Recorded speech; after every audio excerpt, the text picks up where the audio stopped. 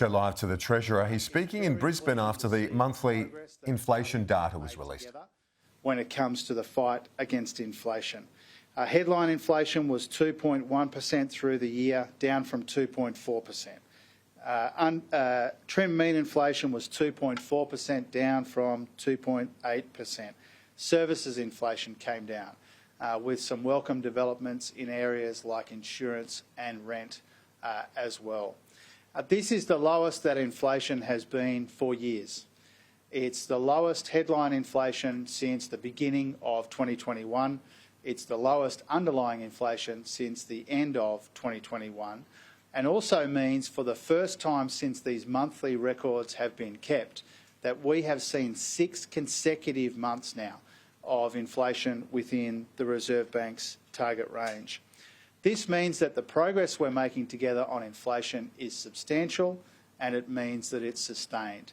And these are very welcome developments. These numbers today are very encouraging because they illustrate the progress that Australians have made together when it comes to getting on top of this inflation challenge that we have had in our economy for some time now.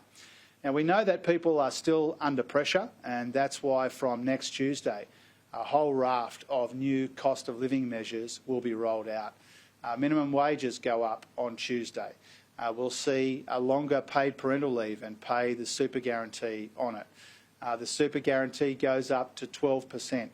There are new incentives for apprentice builders. There are a range of cost of living measures which come in from Tuesday which recognise that even with this very substantial and sustained progress on inflation, that people are still under pressure, and the government is doing what it can to responsibly help people doing it tough. This is more important than ever, that we've made this progress on inflation and we're helping with the cost of living in an environment of extreme global economic uncertainty. It is a source of considerable pride as Australians that we've made this progress on inflation at the same time we've kept unemployment low, we've got real wages growing again, we've kept the economy ticking over.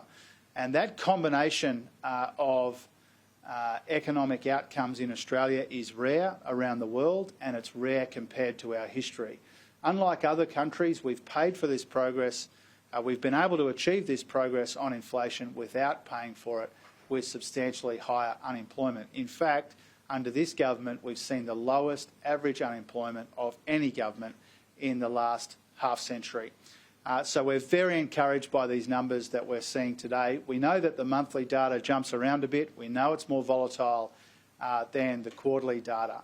But to have headline inflation at 2.1, underlying inflation at 2.4, the lowest we've seen in 4 years on both fronts, the first time we've had 6 consecutive months of inflation within the Reserve Bank's target range. Those are very, very welcome developments. And all Australians deserve to share in the credit for that. We know there's more work to do.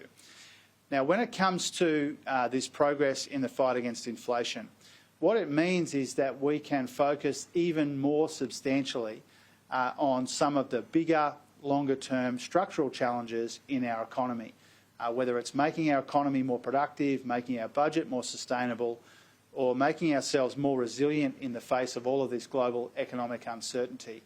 This substantial and sustained progress on inflation means that we can focus even more substantially on some of those bigger, longer-term structural challenges in the economy.